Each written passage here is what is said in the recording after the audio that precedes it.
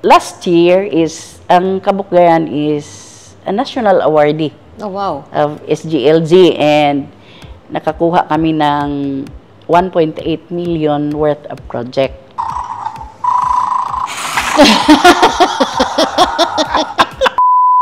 La la la, Roslyn, walang iwanan para sa sambayanan. Roslyn, la la la, Roslyn, ating kaibigan. La la la, Tara, Roslyn, kwentuhan tayo. La la la, Roslyn, walang iwanan para sa sambayanan. May adlaw mga biliranon. Ako po ay inyong abang lingkod na si Board Member Roslyn Espina Paras. Narito na naman po tayo sa isang episode ng ating kwentuhan with BM Roslyn upang makapagbigay ng impormasyon na pwedeng pagkunan ng inspirasyon at kaalaman tungkol sa mga nagkalain-lain na kaganapan o personalidad sa atong mahal na probinsya ng Biliran. Mga kaigsuunan ko, please help me welcome our guest for today, ang matinabangon ug usa sa pinaka-supportive na mayor sa tanang programa ng atong mahal na Congressman Jerry Boy, while lain kung dili si Mayor Gemma Garcia Adobo from the Municipality of Kabukgayan. Magandang araw, Mayor Gemma, and welcome to Kwentuhan with BM Roslyn. Magandang araw, BM Roslyn, at maraming salamat at naimbitahan po ako dito sa Kwentuhan with BM Roslyn. Yes. So, una sa lahat, let us first get to know better the person behind LGU Kabukgayan. So, Mayor Gemma, baka pwede niyo naman po kaming kwentuhan ng inyong journey from becoming a regular citizen of Kabukgayan, tapos naging ngayon po mayor na kayo. Salamat, BM Roslyn, sa iyong katanungan na yan. So, first and foremost, mag-umpisa siguro ako kung saan ako ipinanganak. Opo. I was born in Kabukgayan, Biliran, and residing in Bunga, Barangay Bunga, the biggest barangay of Kabukgayan.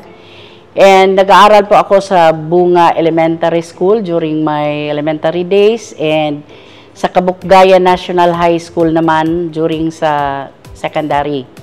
Then, nag-aral ako ng college sa Cebu. I graduated with a Bachelor of Science in Commerce, major in Accounting. Then, after mag-graduate, nakapagtrabaho ako sa DSWD, and I was assigned in Biliran as a statistician. And then, nung makapag-asawa ako dito sa Naval, I was transferred to DSWD Regional Office as accounting clerk. And then, after that, nag-resign ako sa DSWD and naghanap ako ng ibang journey. So, nag-grocery doon sa Tacloban. Then, after that, yung husband ko is kumuha ng license as contractor. Because yung husband ko is civil engineer, pero nagtatrabaho siya sa government, kaya hindi siya pwedeng maging proprietor ng construction business. So, ako yung naging proprietor ng business namin. It was GJA Construction and Supply. So, yung mga first project namin is dito doon sa Kabukgayan. And from DPWH, that was an elementary school building. So, until nagkaroon din kami ng mga projects sa DepEd, sa yung TEP na program, and then yung CDIP na program. So, until na nung tumira na ako doon sa Tacloban, dahil may mga projects ako sa Kabukgayan, so hinikayat ako na sumali sa politika. And then na-convince ako ni the late Arnelito Garing. He was then the mayor. So, naging vice mayor niya ako nung 2007. Until nung 2010, mandidato akong mayor. So, pinalad naman at nanalo until 2016. And then, during my third term, hindi ako pinalad. And so, naging ordinary citizen. So, sa talaga siguro nasa politika talaga yung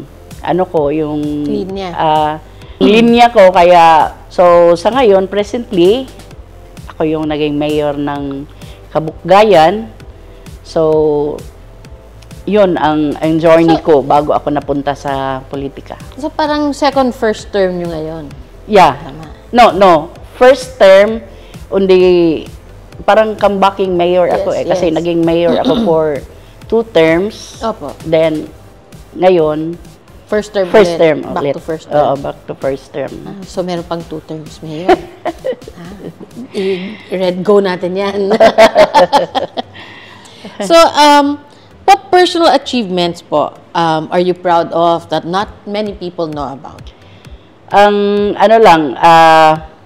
Yung sa personal ko na achievement, naging proud ako na kahit na sa married life, hindi naman lahat ng married life is a perfect marriage. So, nagka-problema, then, proud ako sa sarili ko dahil hindi ako nag-give up. So, itinuloy, kahit na may mga struggles, kahit na anong problema ang dumating, tuloy pa rin ang buhay. So,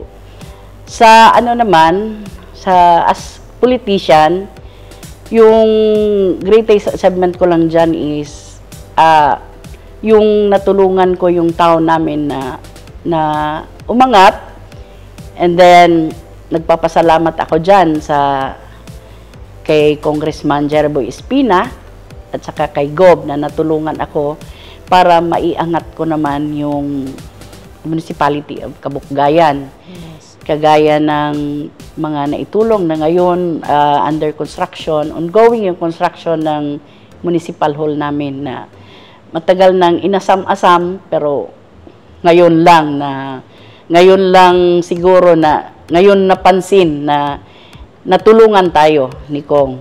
Parang isa po ata yan sa mga matataas ang halaga na municipal yun buildings. Na nga sinasabi ni Kong na ang Kabukgayan ay ang pinakahuling nabigyan ng municipal building, pero ito yung pinakamahal. Kasi naman din nagmamahalan talaga ang mga presyo ngayon. Oo, Mayor, grabe. So, what has been your personal philosophy in handling matters with regards to being the mayor of Kabukgayan? So, ang pag-handle ko as a mayor, ang isang munisipyo is parang isang family na halimbawa merong mga problema dapat solusyonan, so pag-usapan muna ng mga department heads para at least ako naman as a mayor matulungan nila ako. Kasi as a mayor naman hindi mo hawak lahat ng bagay sa LGU. True. Kailangan mo talaga ng tulong, kailangan mo merong mga gagabay sa iyo para ma-address mo lahat ng pangangailangan ng Kabukgayanon. Yes, kasi 'di ba usually po ang mga department heads, ang mga employees, especially the regular employees, Opo. Yung iba dyan, dati pa nandyan na yan Oo. Di ba? So, kahit na ilang mayors na yung nila. They have served under so many mayors already na miski pa paano, talagang sweldo na rin po sila sa kalakaran sa sila munisipyo. Yung maraming alam kung paano ang pagpatakbo ng isang LGU. So, at least, ikaw man yung mayor, kailangan mo rin ng mga advices galing doon sa mga department heads. Kasi, sila talaga ang gagabay sa iyo to have a better services para sa town mo. True. That's good. So, Mayor, Now, let us learn more about the LGU itself. Mayor Gemma, sa inyong panunungkulan, isip Mayor ng Kabugkayan, ano ang mga nakikita niyo pong mga problema na ikinakaharap ng inyong munisipyo sa karon? So, as of now, ang problema talaga dyan, di ba, ang mga tao dahil nagmula tayo sa pandemic, so hindi pa lahat ng tao nakaka-recover. So, kailangan talaga yung mga ma-assist natin sila sa kanilang mga sariling pamumuhay. Tapos, ano pa dyan, kasi ang Kabugkayan is medyo malayo-layo pa sa hospital, so yung mga tungkol sa mga health services na kailanganin ng mga Kabugkayanon, so yun ang pinaka problema dyan, yung prime needs talaga, yung sa health services. Meron ding mga yun na nga, during the campaign, nung 2022, so yun ang, inassure ko yung Kabugkayanon na pag ako ang napili, that would be my priority. Kaya sa ngayon, meron tayong mga, mga services na, halimbawa dun sa barangayan namin, meron tayong libreng check-up. That's nice. Meron tayong mga, yung sa sugar test. Opo. Oo. Para naman at least maramdaman din ng Kabugkayanon ang serbisyong nagagawa ng mayor na si Mayor Gemma Adobo. Yes. Nice. Maganda ho talaga ang programang yung barangayan. Barangayan, yep. It brings you closer to the people. Yeah, yung munisipyo na ilalapit sa mga ilalapit mo mamamayan. doon sa mamamayan. Yes. Ano pa po, aside from barangayan, ang masasabi nyong o maipagmamalaki nyo na programa pa ng inyong lungsod?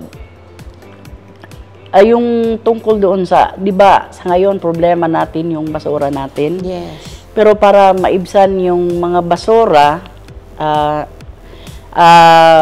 meron kaming, basura mo, balyuan ko. So, wherein, yung 1.5 na bottle sa Coke or Sprite or any soft drinks, nilagyan siya ng mga, halimbawa yung mga wrappers ng mga chichirya, yung mga, tapos inaano siya, parang kinakat. Opo. Oo, tapos inilalagay doon sa sa bottle. Tapos pag puno na yon, yun talagang punong-puno na pag hawakan mo, hindi na siya mag-crumpy ba. So, yun ang pinapalitan namin. So, tatlong bottle is pinapalitan namin ng isang kilong bigas, may isang noodles at saka isang sardines. So, at least sa ngayon, ginagawa namin yan, parang in-incorporate namin doon sa barangayan namin. Opo. So, pinapalitan namin yung kanilang mga basura doon sa barangayan. Kaya, Marami po ang nagpa-participate sa ganyan. marami po ang nagpa-participate. That's So, nice. yung naman, yung mga bottles naman na merong mga basura, ginagawa naming, nagpe-fencing kasi kami doon sa namin, sa central, doon sa namin, sa tapunan ng basura, wherein meron kaming mga machines doon na i-grind.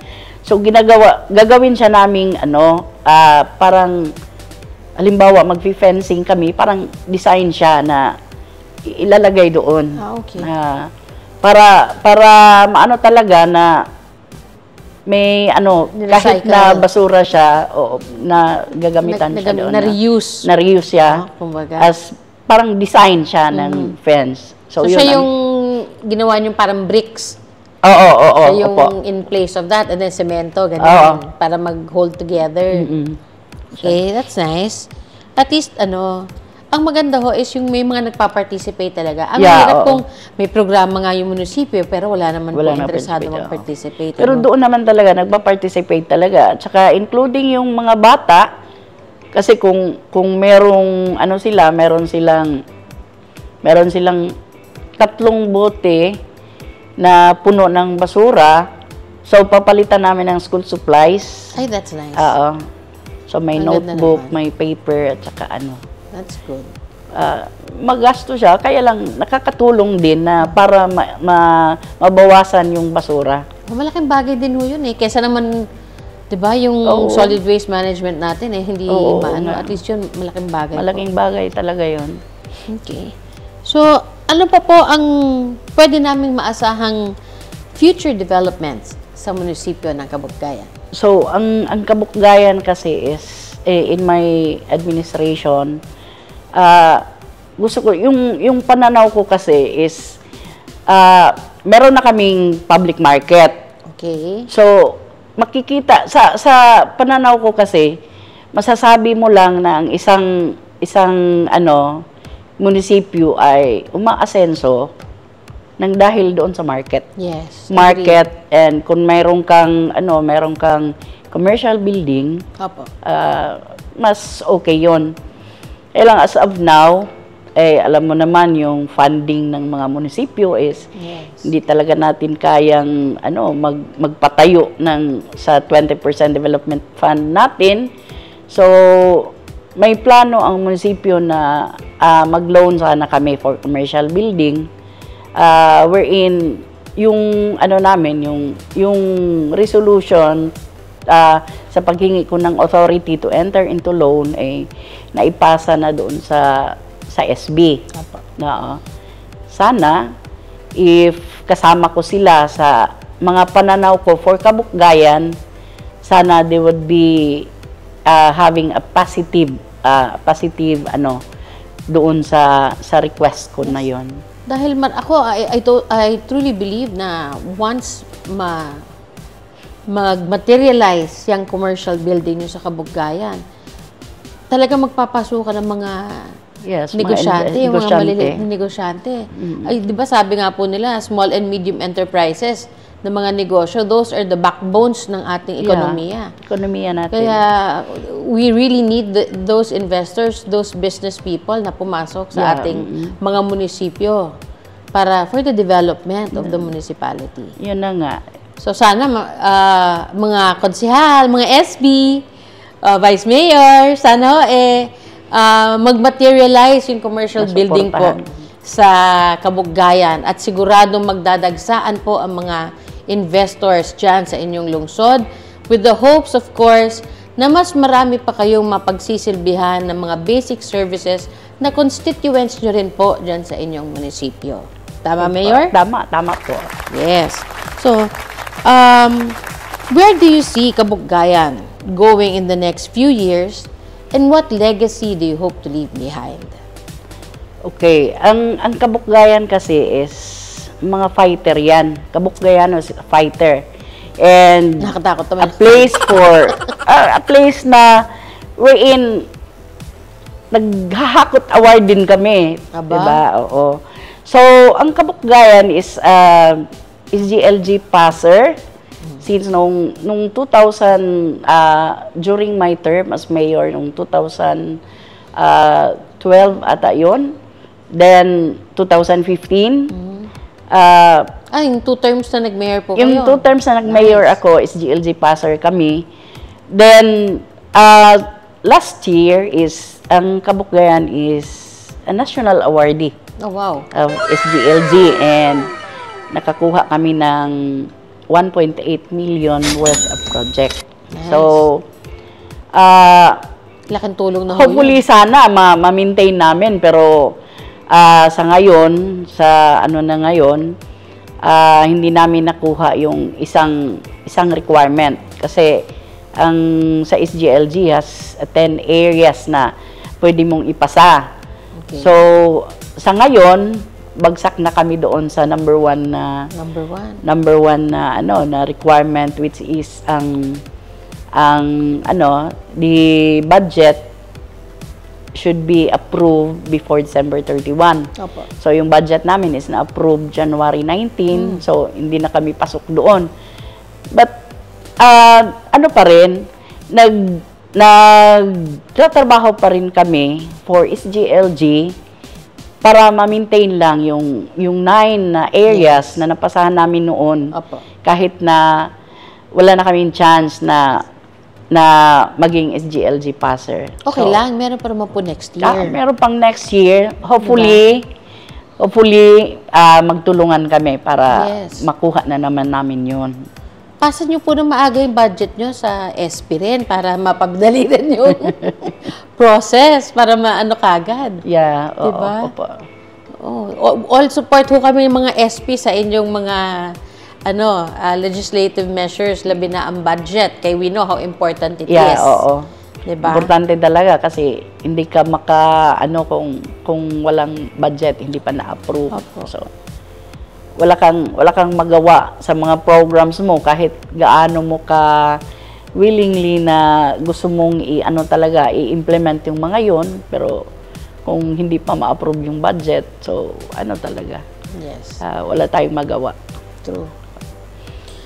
So, Mayor Gemma, since nakapagkwentuhan naman po tayo tungkol sa inyong personal na buhay, and at the same time, ang inyong pagiging leader sa inyong munisipyo ng Kabugkayan, so mapunta naman po tayo sa kulitan portion ng kwentuhan with BM Roslyn. Ang ating laro ngayong araw ay tinatawag na Beware of the Dog. Okay. Beware of the dog. Yes, huwag kang mag-alala, Mayor. Walang kagat sa'yo. Wala naman sigurong aso dito. Walang iba kakagat sa'yo. A few moments later. Okay, so, Mayor, ang gagawin po natin, magbabato-bato pick po Bato-pick. tayo. Kung sino manalo, siya ang mauunang pumili. Magpabili. Kumuha pala. Kumuha. So, you get the white one. Ako naman po yung orange. So, So, let's meron do ba this. meron ba itong time? Ay, wala naman po. Wala. Take your Walang time. time Don't limit. worry. Okay. Be happy. Teka lang, nakauna ba to? I-on na ba? Pwede na ba to i-on? O bato-bato pick muna kami. Bato-bato pick. Okay. Ready? Get set? Bato. Kalma lang. Wala. Daddy, chill. You're excited. Bato-bato pick. Okay? Okay. Wait lang. Bato-bato pick. Agoy. Bato-bato pick. Okay. So, si Mayor panalo. So, white po sa inyo. Kayo mauunang kumuha. Saan ba ito mai-on? Okay. Saan ko ilalagay yung kukunin ko dyan? Dito lang po. Okay. You just place it on the table. Okay. White po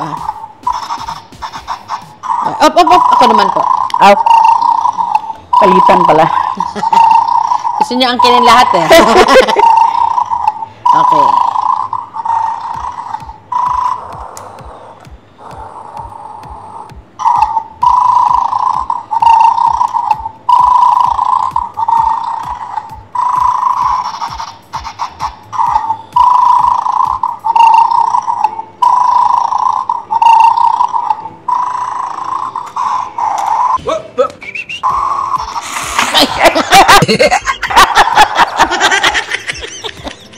So, 3-3. So, wala. Next. So, si Mayor, ako naman. Okay.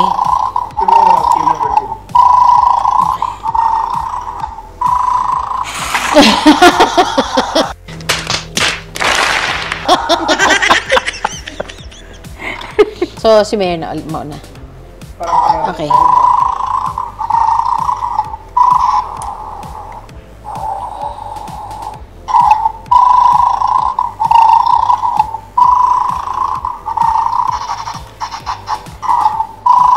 Alam na ni Mayor yung sikreto.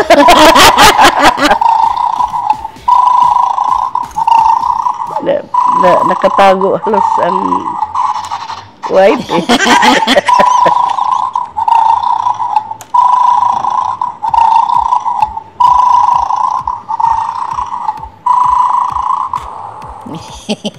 Muntik.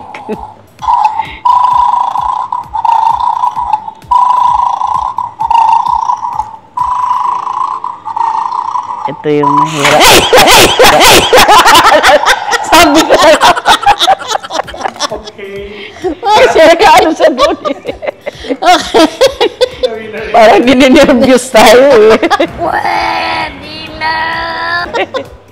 Okay.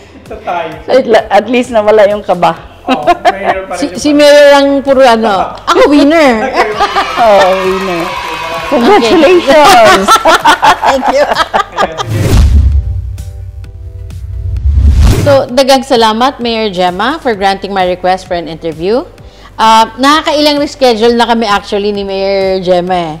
Sa sobrang busy natin dalawa. Apo. No? Di po tayo magka-tiyempo. Pero now, at long last, napagbigyan din po tayo ni Lord at natuloy ang ating interview karong adlaw. I am so happy to have interviewed you not only regarding LGU Kabukgayan but also about your personal journey. Salamat at nadagdagan po ang aking learnings about your personal life and most especially about your beautiful municipality of Kabukgayan. Mayor Gemma, baka pwede naman po kaming makahingi ng message from you inviting our viewers na mapanood and at the same time, imbitahan nyo rin po sila na bisitahin ang inyong lungsod ng Kabukgayan. Okay, maraming salamat po, BM Roslyn, at nagpapasalamat po ako sa inyong imbitasyon. And gusto kong imbitahan ang lahat ng nanonood at yung hindi pa nakapanood na subaybayan nyo yung Kwentuhan with BM Roslyn. Yes. And sa mga hindi kabukgayanon at yung biliranon na hindi pa nakapunta ng Kabukgayan, bisitahin nyo naman kami doon. And marami ring mga doon, may mga resorts din doon sa Kabukgayan na pwede nyong pasyalan. So, thank you so much and good day. Okay. So, sana po ay may impormasyon, aral at inspirasyon po kayong napulot sa ating kwentuhan ngayong araw. Huwag ho natin kalimutan na i-follow ang ating FB account at mag-subscribe sa ating YouTube channel na parehong Roslyn Espina Paras ang mga account names nito. Palihog, paki-like o share din po ang ating mga posts upang mas dumami pa ang makakuha ng aral, katatawanan, labi na sa atong mga kaigsunang biliranon. Muli, ito po si Roslyn Espina Paras. Tara, kwentuhan tayo!